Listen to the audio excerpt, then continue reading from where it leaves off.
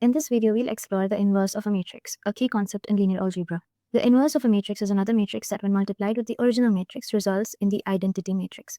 If A is a square matrix, A inverse is the inverse matrix of A, and I is the identity matrix, then the equation is given by A times A inverse is equal to A inverse times A, and that gives you the identity matrix.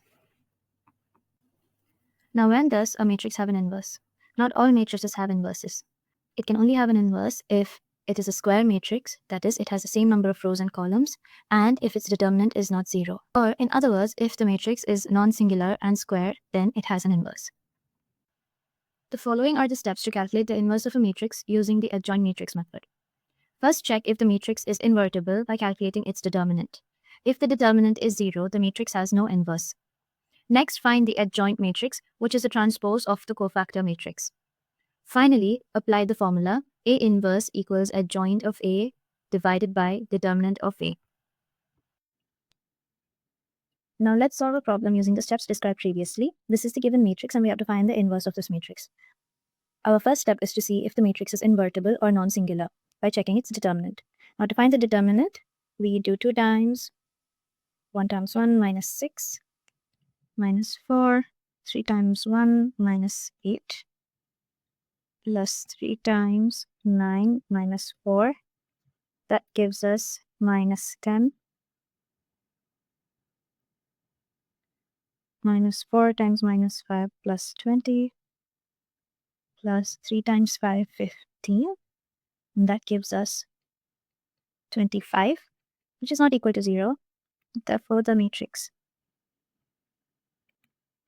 is non-singular and it has an inverse. Now to find the adjoint matrix, we have to find the cofactor matrix as described previously. In order to find the cofactor matrix, we have to find the cofactor of each element, which is given by the following formula. Here, Mij is the determinant of a 2 cross 2 submatrix formed by removing the ith row and the jth column. We can also call this as a minor element. For example, the cofactor of 2 can be written as minus 1 raised to 1 plus 1. Since the minor is the determinant, this is what we have to calculate. We have 1 minus 6. And that's 1 times minus 5. So our cofactor of 2 is minus 5. And this is a calculation that we have to do for each element in the matrix in order to find the cofactor matrix. So we can write our cofactor matrix as follows.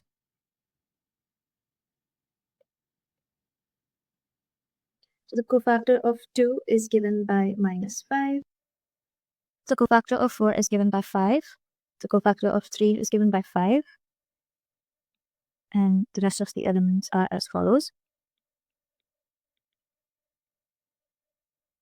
We find the cofactor of each element by using this equation and this method. Next, the adjoint of the matrix is given by finding the transpose of the cofactor matrix. The transpose of a matrix is obtained by making the rows as columns and or the columns as rows.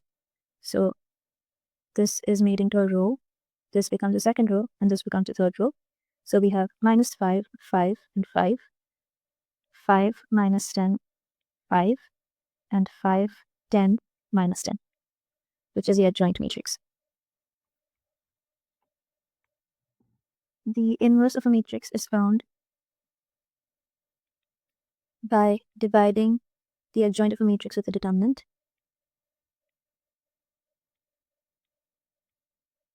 So we have the determinant as 25 for this matrix, and the adjoint matrix is given by minus 5, 5, 5, 5, minus 10, 5, 5, 10, minus 10.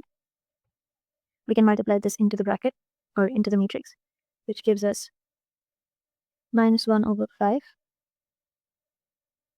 1 over 5, 1 over 5, 1 over 5 minus 2 over 5, 1 over 5,